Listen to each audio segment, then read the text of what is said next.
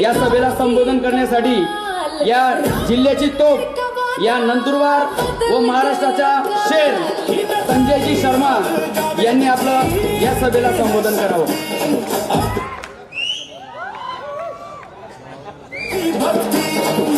40 साल का हिस्सा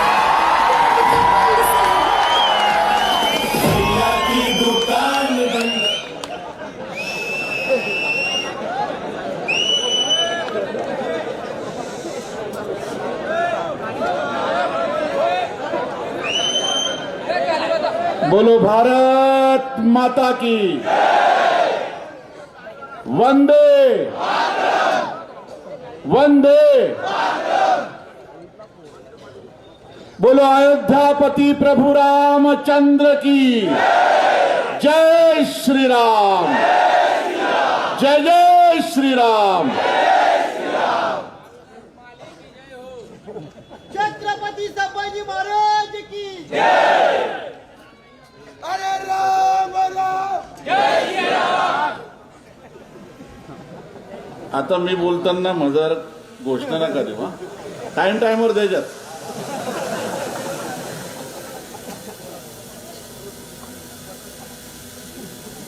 नंदुरबारच्या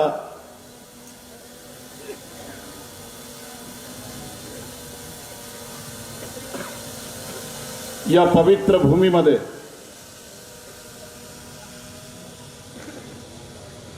नगरपालिकेच्या या ऐतिहासिक निवडणुकीत परिवर्तनाचा शंखनाद करण्यासाठी उपस्थित असलेले महाराष्ट्राचे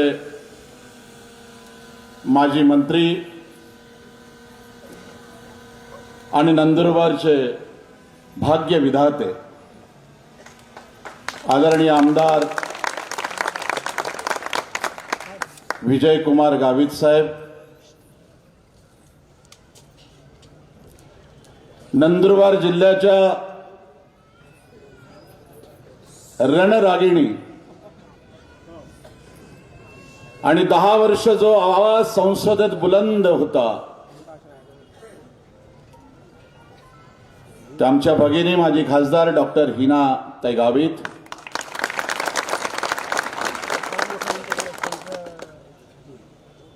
माझे पितृतुल्य आदरणीय पुखराज काकाजी, लोकप्रिय उमेदवार आणि नगराध्यक्ष पदासाठी भिवू नकोस मी तुझ्या पाठीशी असा स्वामी समर्थांचा आशीर्वाद घेऊन अविनाश भाऊ माळी,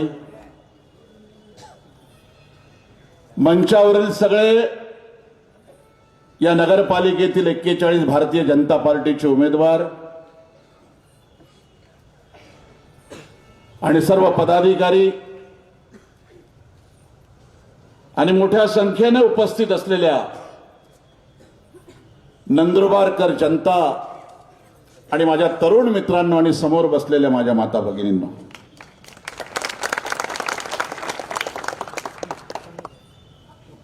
खरं तर या सभेसाठी मी यावं हे 5 दिवसापासून भारतीय जनता पार्टीचे अनेक पदाधिकारी मला फोन करतात। नेहमीप्रमाणे मला पहिला फोन आला ते माझे मित्र पत्रकार योगेंद्रजी दोरकरांचा, नंतर नगरसेवक पदाचे उमेदवार श्याम बापू तर माझे फार जुने मित्र आहेत आणि सतत 6 दिवस पाठपुरावा ते करत राहिले।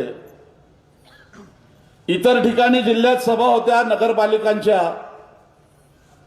आणि म्हणून शेवटचे 2 दिवस का होईना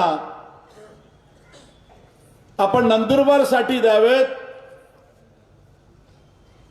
हे मी आधीच ठरवलेलं होतं। आणि गावित साहेब, गेल्या वेळेस पण मी तुमची शेवटची सभा घ्यायला आलो,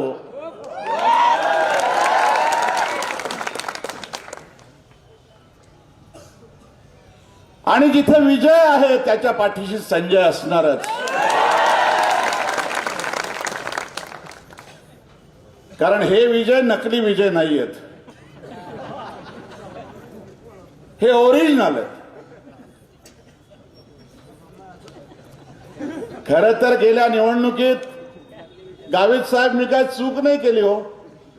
मी भारतीय जनता पार्टीचा कार्यकर्ता आहे, गेली 30 वर्ष काम करतो इमाने इतबारे, आणि आपल्याच पक्षाच्या उमेदवाराच्या प्रचारासाठी त्यांच्या सभेसाठी आलेल्या माझ्यासारख्या वक्त्याबद्दल चंदू भैया म्हणतात की कोई पॅकेज लेके आया था बोले वो दाढीवाला, वो जाडासा थोडा ढेबरासा, असंच ना. चंदू भैया आरशासमोर तुम्ही उभे राहा आणि मी राहतो, दोघांमध्ये स्मार्ट कोण आहे, हँडसम कोण आहे तुम्ही.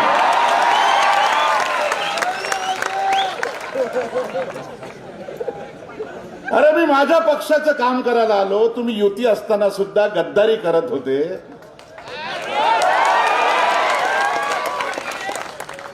आणि मला म्हणे पॅकेज घेऊन आला. अरे हा, मी जर विरोधकाला मॅनेज झालो तर ते पॅकेज म्हणता येईल. माझ्या पक्षात माझ्या सभेसाठी भाजपाचा विचार सांगण्यासाठी जर मी कमळ चिन्ह घेऊन उभा असलेल्या उमेदवारासाठी आलो तर यात पॅकेजाचा काय संबंध आहे. चंदू भैया तुम्ही माझे मोठे भाऊ आहात. पॅकेजवर विकली जाणारी अवलाद संजय शर्मा नाही. आणि जर पॅकेज घेऊन विकलाच गेलो असतो तर 2004 साली शिवसेनेचे पक्षप्रमुख उद्धव साहेब ठाकरे यांनी जाहीर सभेत मला सांगितलं की तुम्ही आमच्या पक्षात प्रवेश करा.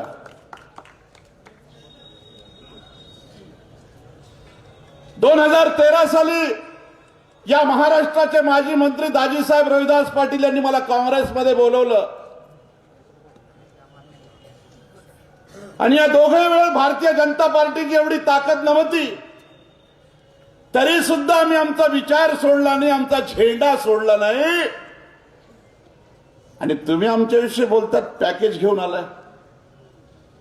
अरे पॅकेज तर तुम्हाला मिळालं असेल आयुष्यभर, तुमचे वडील आणि तुम्ही काँग्रेसचे, आणि राजकारणात आता तुमचा टिकाव लागावा म्हणून तुम्ही शिवसेनेत आलात.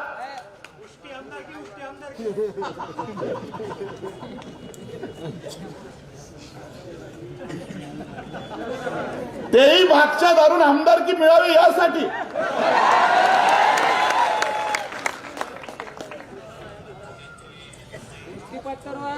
मला ते बोलले की संजय शर्मा स्वतःच्या ग्रामपंचायत मध्ये सुद्धा निवडून आला. नाही खरंय. अरे मी उभाच राहिलो नाही, मला 3 अपत्य बाबा.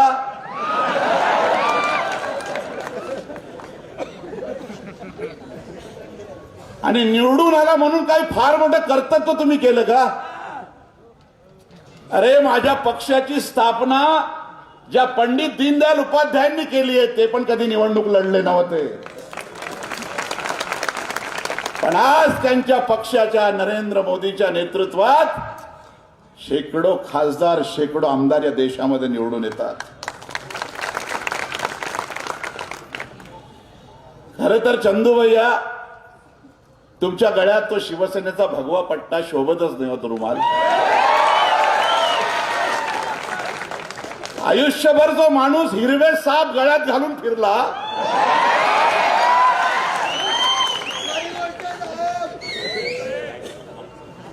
आयुष्यभर ज्याने हिरवे साप गळ्यात घातले, त्या भैयाच्या गळ्यामध्ये हा भगवा शिवसेनेचा आणि हा शिवरायांचा कधी शोभून दिसणार नाही.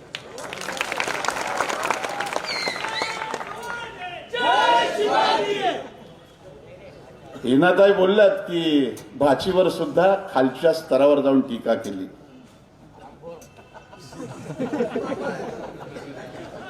म्हणजे खरं तर सांगू का कि सांपों के मुकद्दर में अब वो जहर कहां, सांपों के मुकद्दर में अब वो जहर कहां जो चंदू भैया आजकल बातों में उगलते हैं.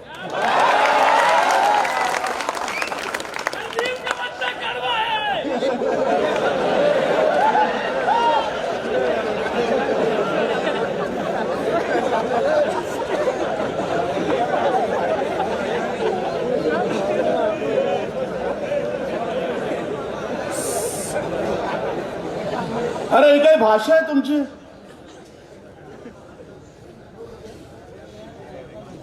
आणि तुम्ही जरी आडनावाने रघुवंशी असाल तरी तुमच्या रघुवंश कुळाचा कुलगुरू ऋषी मी वशिष्ठ आहे, ब्राह्मण पुत्र आहे, लक्षात ठेवा.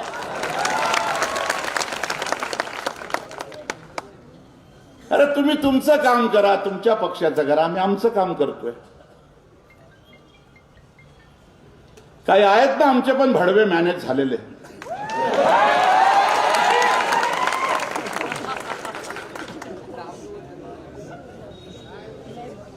पण हिनाताई, गेली 30 वर्ष मी भारतीय जनता पार्टीच्या विविध निवडणुकांमध्ये प्रचारासाठी फिरतोय. मला लोकांची बॉडी लँग्वेज कळते, देहबोली कळते.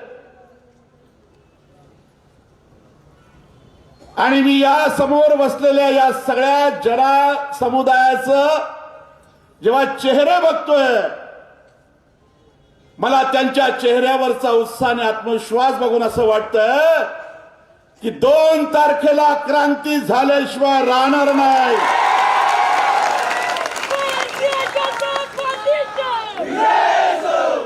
प्रभू रामचंद्राला आपलं दैवत मानणाऱ्या पक्षाचेच कार्यकर्ते नगरसेवक आणि नगराध्यक्ष बनतील, हा उत्साह मला लोकांच्या मनामध्ये आणि बोलण्यातून जाणवतो.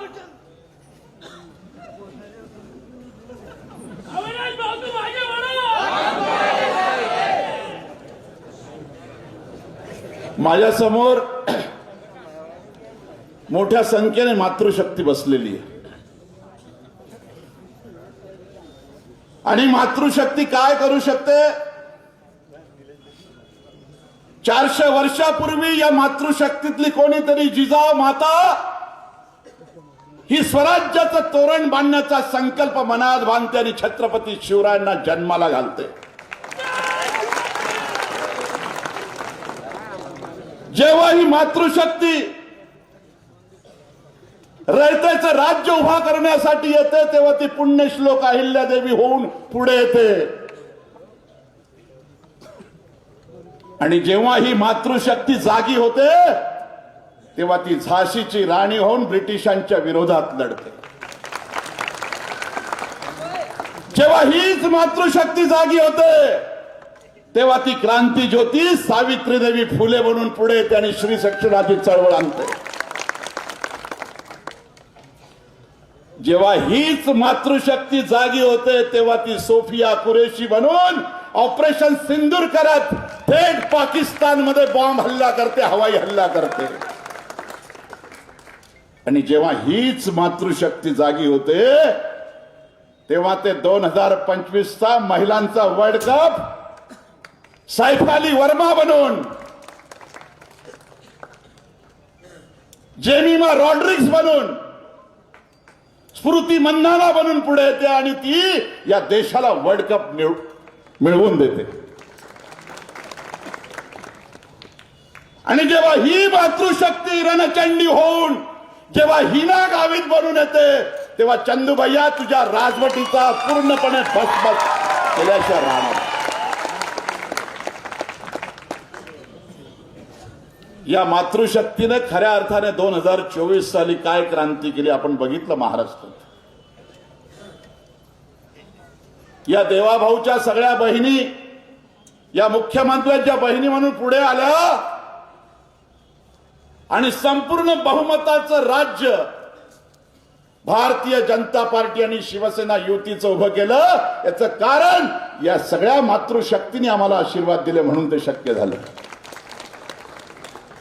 हीच मातृशक्ती जेव्हा बिहारमध्ये 75% मतदान करायला रस्त्यावर येते, बूथ पर्यंत पोहोचते, तेव्हा 200 पेक्षा जास्त आमदार भारतीय जनता पार्टी आणि नितीश कुमारचे निवडून येतात. अविनाश भाऊ, या मातृशक्तीने ठरवलंय. मी पण माणसांचे चेहरे वाचतो. मी पुस्तकं कमी आणि चेहरे अधिक वाचलेत. अरे हा सर्वसामान्य माणूस नगराध्यक्ष पदासाठी उभा आहे. खरं तर काहीतरी आधी खिशातनं समाजासाठी दिलेलं आहे.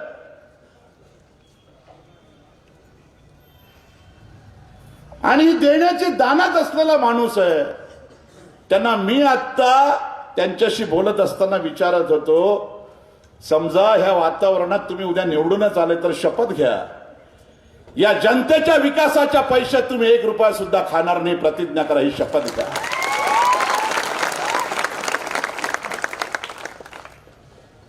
आणि जो माणूस 2-4 कोटी रुपयाची जागा देऊन टाकतो पक्षासाठी, तो काय या नगरपालिकेतले पैसे खायले.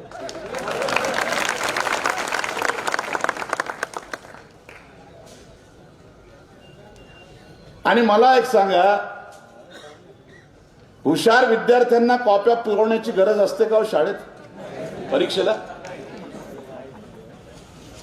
एखादा पैलवान ताकदवर असला तर तो मांडोली करायला येतो का पुढे? त्याच्याकडे डाव असतील, ताकद असेल तर तो समोरच्याला चीत करतो. पण तुम्ही या नगरपालिकेच्या निवडणुकीत किती लोटांगण घातले त्या विजय गावित साहेबांच्या पायावर बिनविरोध करण्यासाठी. तुम्ही जर 25 वर्ष या शहराचा विकास केलाय, प्रत्येक माणसाचा तुमच्या नेतृत्वावर विश्वास आहे, आणि मग अशा प्रकारे तुम्हाला तडजोड करण्याची गरज काय? अनेक ठिकाणी तर आम्ही मैत्रीपूर्ण लढतोय ना, जिथे युती होऊ शकली नाही तिथे. पण आज तुम्हाला सांगतो, दुर्दैवाने जर बिनविरोध निवडणूक झाली असती तर नंदुरबारकरांची किंमत 0 झाली असते. एक लक्षात ठेवा, 0.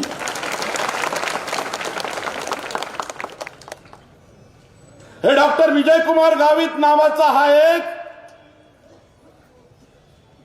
मजबूत खांब, हा पिलर जोपर्यंत या नंदुरबार मध्ये आहे, तोपर्यंत नंदुरबारच्या जनतेचा बाल सुद्धा बाका होणार नाही. लक्षात ठेवा.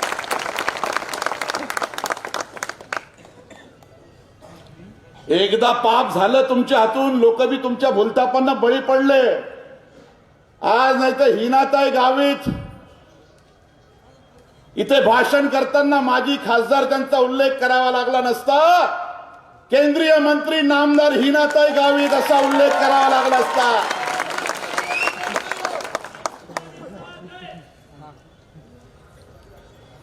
अरे किती सत्तेचा हव्यास असला पाहिजे. म्हणजे तुम्हीच आणि तुम्हीच. अरे माझे मोठे भाऊ, तुम्ही आजारी आहात, तुम्हाला 100 वर्ष आयुष्य मिळो, आणि उद्या जर पुन्हा त्या लिव्हरचा काही प्रॉब्लेम आला तर माझं लिव्हर तुम्हाला देईल, इतकी दानत माझी स्वच्छ आहे. हे वचन देतो चंदू भैया. राजकारणातली विरोध आणि राजकारणातली भूमिका वेगळी, पण तुम्ही माझे भाऊ आहात. उद्या तुमच्या दीर्घायुष्यासाठी पुन्हा जर तुम्हाला प्रॉब्लेम झाला तर ती माझं हृदय मी तुम्हाला काढून देईल, माझे ते लिव्हर ते काढून. पण खरंच जर तुम्हाला वाटत असेल की अविनाश नगराध्यक्ष झाल्यानंतर या नंदुरबारचा कायाकल्प होऊ शकतो, नंदुरबार मधली दादागिरी संपू शकते, मदरशांचा त्या मौलवांचा फतवा हा कायमचा पुसला जाऊ शकतो. आणि हे जर तुम्हाला ठरवायचं असेल आणि खऱ्या अर्थाने प्रभू रामचंद्राचे तुम्ही भक्त असाल तर येणाऱ्या 2 तारखेच्या निवडणुकीत अविनाश महाजन, अविनाश माळी हेच नगराध्यक्ष झाले पाहिजेत, आणि तेही पूर्ण बहुमताने झाले पाहिजे.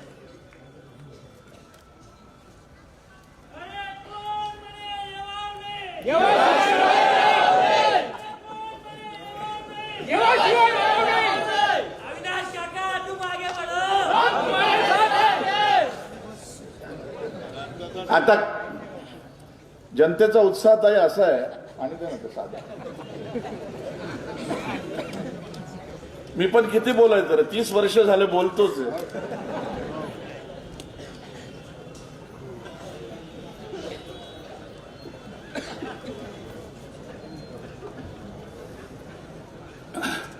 गावित साहेब उद्या सुद्धा 5 वाजेची परवानगी काढून ठेवायचे.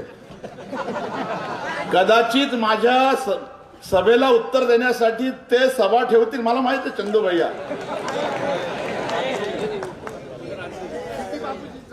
बहुत बोल के गया रे दाढ़ी वाला, इसकी माँ का अभी भी आया था काले कपड़े पहन के.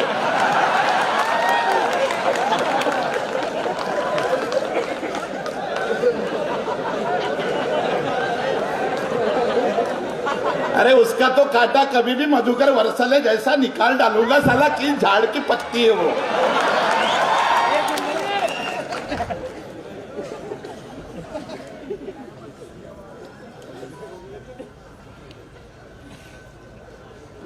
अत्यंत धूर्त डावख्या माणूस आहे, डावख्या. म्हणजे मी काँग्रेसच्या खूप दिग्गज नेत्यांच्या विरोधात पक्षाची भूमिका मांडली आहे. अगदी दाजीसाहेब रोहिदास पाटील त्यांनी जर माझा काटा काढायचा ठरवला असता तर कधीच माझ्या समाधीवर बाबळ उगवले असते. पण मोठ्या मनाची लोक होती हो ही. पण हा माणूस खरंच कमाल आहे.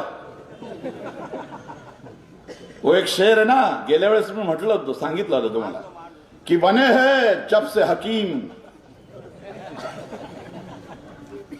कुछ लड़ाई बेचने वाले, बने हैं जब से हकीम कुछ लड़ाई बेचने वाले, जनाजे बेचते हैं चारपाई बेचने वाले. बने हैं जब से हकीम कुछ लड़ाई बेचने वाले, जनाजे बेचते हैं चारपाई बेचने वाले.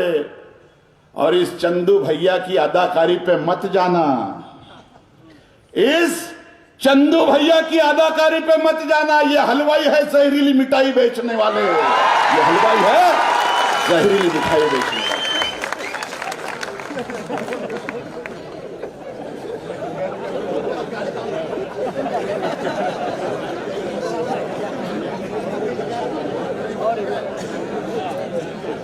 भैया राजकारणात जर राहिलं नसतं ना तर चेहरापट्टी पण चांगली ऍक्टर राहिले असते, ऍक्टर.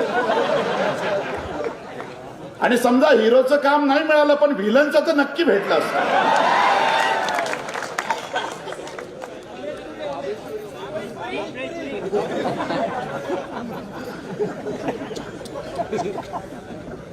काय काय काय काय गर्दी गावित साहेब, इकडे तुडुंब भरलेलं.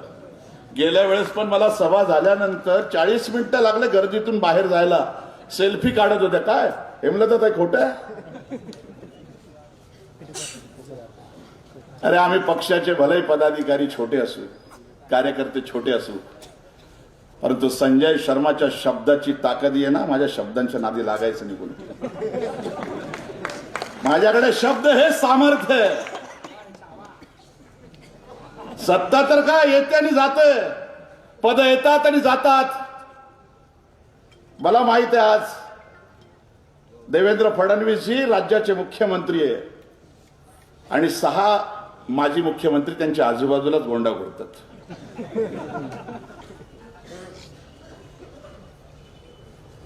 काय पद गेल्यानंतर कोण विचारतो तुम्हाला?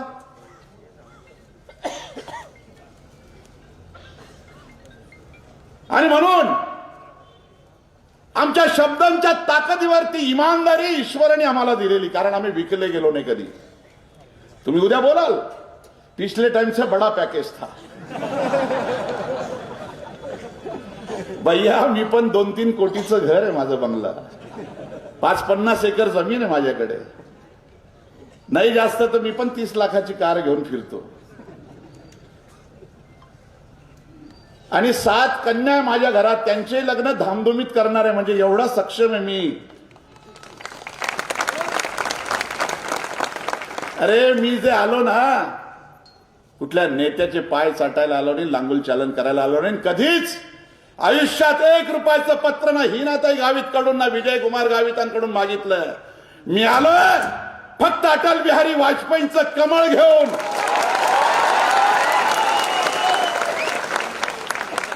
आणि तुम्ही म्हणतात पॅकेज, होय पॅकेज घेतलाय चंदू भैया मी. पंडित दीनदयाल उपाध्यायांकडून त्यागाचं आणि बलिदानाचं पॅकेज घेतलंय. श्रद्धेय अटल बिहारी वाजपेयी यांच्याकडून मी प्रामाणिकतेचं आणि इमानदारीचं पॅकेज घेतलंय. आणि देशाचे पंतप्रधान नरेंद्र मोदी यांच्याकडून 56 इंच सीना आणि तुमच्या सारख्या विरोधकांच्या छातड्यावर ताठ मानेने उभं राहायचं हे पॅकेज मी घेतलेलं आहे. अरे राजकारणात टीका टिप्पणी चालू असते, पण कुणाच्या परिस्थितीवर एखाद्या महिलेच्या त्या अत्यंत घाणेरडा शब्द तुमच्या तोंडात आले तरी कसे. मी ती क्लिप ऐकली.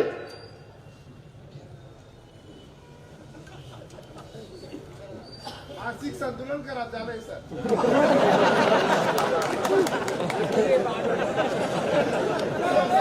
आणि खरं हिनाताई, तुम्ही जे म्हणालात ना, हा केवळ हिनाताईचा अपमान नाहीये, हा तमाम नंदुरबारकर महिलांचा अपमान आहे, सगळ्या मुलींचा अपमान आहे. आणि एक वाक्य जर चुकलं ना, निवडणुकीचा खेळ बिघडून जातो. लक्षात ठेवा. अनिल गोटेंकडून फक्त धुळ्याच्या निवडणुकीत एवढंच बोललं गेलं होतं की दंगलीला कारणीभूत फक्त मुसलमान नाही, हिंदू पण आहे. अरे चारी मुंड्या चित करून टाकलं त्या माणसाला. आत काय बाहेर काय. बरं ठीक आहे ना, पक्ष बदलला, पण ओरिजिनल डीएनए तर तोच आहे, हिरवा.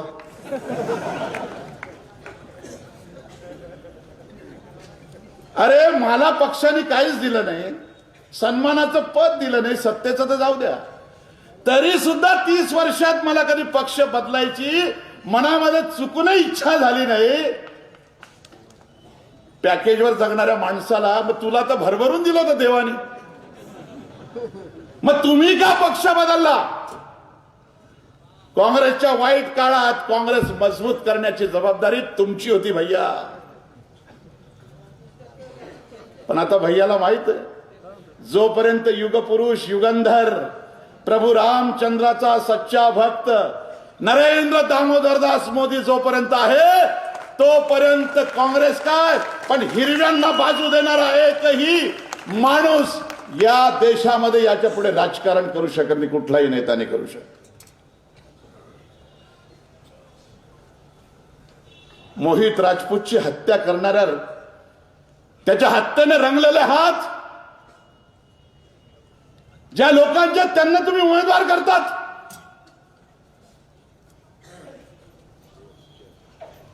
हे खून पचवला तुम्ही 25 वर्षापूर्वी मधुकरचा. ईश्वराने तुमच्या छातड्यावर दुसरा मधुकर उभा केलाय, संजय शर्मा.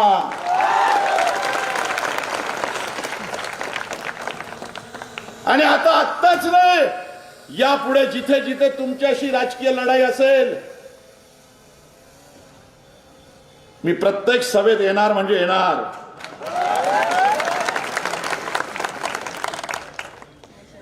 गावित साहेब, कधीतरी तुम्हालाही जनतेला सांगावं लागेल की मी तुमचा कधी राजकारणातला सत्तेचा आढावा आहे का. कधी कुठल्या कामासाठी मी तुम्हाला फोन केला का. ही ना तर तुम्ही 10 वर्ष खासदार होत्या. अरे आम्ही विचाराने पेटलेले लोक आहेत.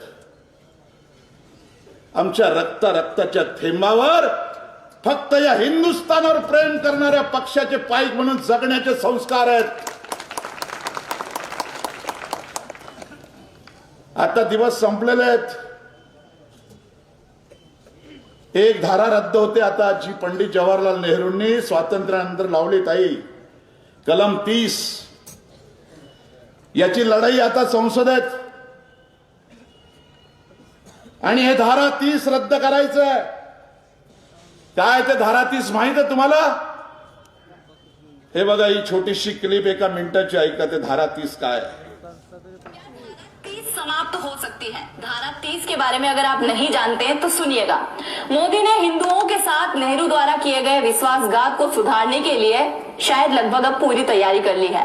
क्या आप धारा 30 के बारे में सुन चुके हैं, इसका मतलब जानते हैं तो इस वीडियो को पूरा देखिएगा। एक बार क्या हुआ था, धारा 30 जिसे नेहरू ने अन्यायपूर्ण तरीके से संविधान के अंदर शामिल कर लिया। जब नेहरू ने इस कानून को संविधान में शामिल करने का प्रयास किया और सरदार वल्लभ भाई पटेल को पता चला तो उन्होंने इसका कड़ा विरोध किया। सरदार पटेल ने कहा कि अगर ये कानून संविधान के अंदर आया तो हिंदुओं के साथ में बहुत बड़ा विश्वासघात हो जाएगा और अगर ये कानून इसके अंदर शामिल हुआ संविधान में तो मैं मंत्रिमंडल के पद से और कांग्रेस पार्टी से इस्तीफा दे दूंगा। आखिरकार नेहरू को सरदार पटेल के सामने झुकना पड़ा, पर कुछ समय बाद ही सरदार वल्लभ भाई पटेल की अचानक से मृत्यु हो जाती है और इस मृत्यु के तुरंत बाद ही इसे संविधान के अंदर शामिल कर दिया गया।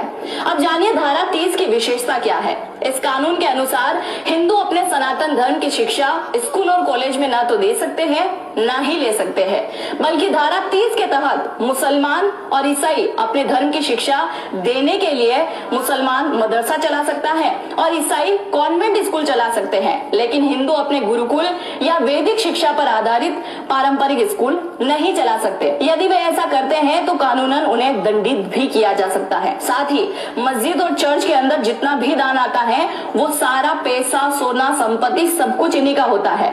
वहीं ये संपत्ति का उपयोग अपने अनुयायियों को बढ़ावा देने के लिए करते हैं, अशिक्षा में ही करते हैं और साथ ही कुछ हिंदुओं को धन के लालच में दबाकर धर्मांतरण तक करा देते हैं। लेकिन हिंदू मंदिर में जितना भी पैसा, धन, सोना, चांदी जो भी जमा होता है वो सब कुछ सरकार के नियंत्रण में चला जाता है। धारा 30 हिंदुओं के खिलाफ एक जानबूझकर किया गया विश्वासघात है।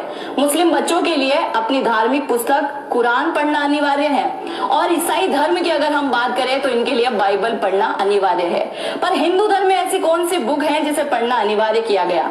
तो क्या इस धारा 30 को अब खत्म कर देना चाहिए? क्या इसको लेकर हमारी संसद में किसी प्रकार का कानून आना चाहिए? आप जो भी सोचते हैं अपनी राय को जरूर से कमेंट सेक्शन में लिखिएगा। ये धारा 30 किसी प्रकार से सनातन धर्म का विरोध नहीं करती है, पर एक प्रकार का छल और विश्वासघात इससे छलकता है। आप जो भी सोचते हैं अपनी राय को कमेंट सेक्शन में लिखिएगा और अपने दोस्तों के साथ में इस वीडियो को जरूर से शेयर कर दीजिएगा।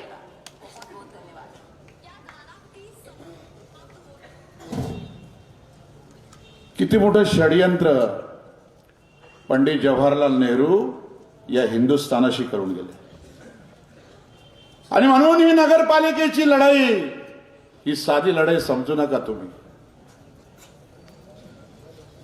भारतीय जनता पार्टीचा पोट तिडकीने प्रचार यासाठी आम्ही करायला येतो की कुठेतरी पुन्हा हिंदुत्वाला चांगले दिवस आलेले आहेत मोदीजींच्या नेतृत्वामुळे, देवेंद्रजींच्या नेतृत्वामुळे। हे हिंदुत्व तुम्हाला जर या शिरीष कुमारच्या शहीदाच्या भूमीमध्ये हे जिवंत ठेवायचं असेल तर 2 तारखेला अविनाश भाऊ माळी आणि आमच्या 41 उमेदवारांच्या कमळ या चिन्हावर भरभरून मतदान करा। आणि तुम्हाला एक गोष्ट नक्की सांगतो, गरिबांचे पोरं यापुढे यांच्या विरोधात उभे राहणार नाही।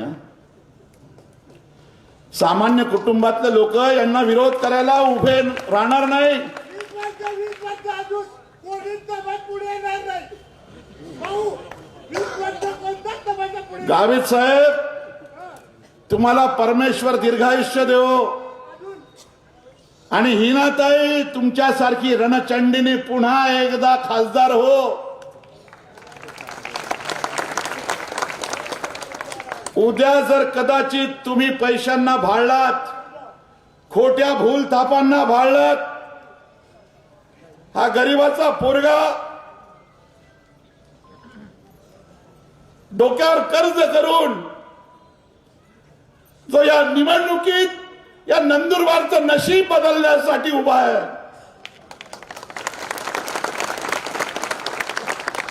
यापुढे गरीबाची मुलं राजकारणात उभी राहणार नाहीत। अनेक प्रयोग तुम्ही केले पण एक परिवर्तनाचा हा प्रयोग या स्वामी समर्थाच्या भक्ताला, या राष्ट्रीय स्वयंसेवक संघाच्या स्वयंसेवकाला आणि ज्या माळीवाल्याने आयुष्यभर नंदुरबारच्या दंगली रोखल्या,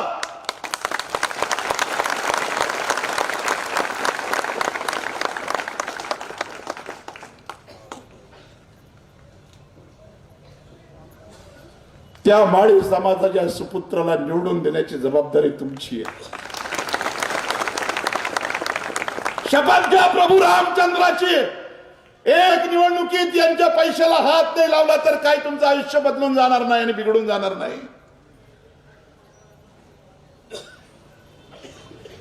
ज्या अविनाश माळीला केवळ राम मंदिराच्या पावत्या गोळ्या करतो म्हणून पक्षातनं दूर केलं, काय गुन्हा होता त्याचा? आणि मी सांगतो, या 5 वर्षात जर नंदुरबार मध्ये अविनाश माळी जर नगराध्यक्ष झाले आणि त्यांनी जर काही तुमचे काम, तुमचे स्वप्न पूर्ण नाही केले, तर याच व्यासपीठावरून त्यांच्या विरोधात मी भाषण करायला येईल. पण किमान एक संधी तुम्ही देणार आहात का नाही? हात वर करा. कॅमेरा तिकडे घ्या, त्या हातांकडे कॅमेरा घ्या, दोघं हात वर करा.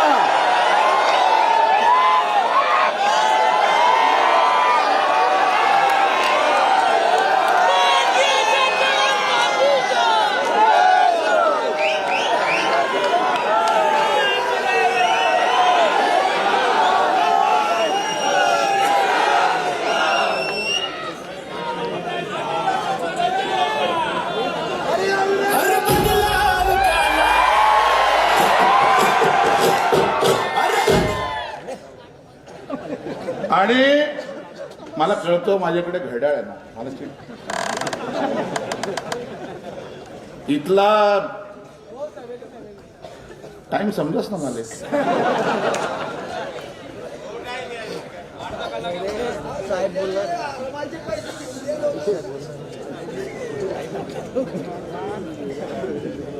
एक स्वप्न मी बघितलंय आज सकाळी, आणि नंदुरबार मध्ये सर्वत्र 3 तारखेनंतर गुलाल उधळलाय. जसा तुम्ही विजयकुमार गावितांचा उधळला होता ना, आणि तो गुलाल हिरवा नाहीये, भगवा आहे. आणि त्या गुलालवरून मला एक शेर आठवला, जब मैंने नजर उठा के देखा तो हर तरफ गुलाल ही गुलाल है. जब मैंने नजर उठा के देखा तो हर तरफ गुलाल ही गुलाल है. अरे विधानसभा में तेरी शान गई, अभी नगर पालिका में भी तेरा बहुत बुरा हाल है. जब मैंने नजर उठा के देखा तो हर तरफ गुलाल ही गुलाल है. अरे विधानसभा में तो तुम्हारी शान गई, लेकिन नगर पालिका में भी बहुत बुरा हाल है. डरो मत लोगों, आपके पीछे खड़ी है भारतीय जनता पार्टी की ढाल है, और इस चुनाव में चंदू भैया तुम्हें हराना ये नंदुरबार करो की बहुत बड़ी चाल है, बहुत बड़ी चाल है. जय हिंद, जय महाराष्ट्र. धन्यवाद.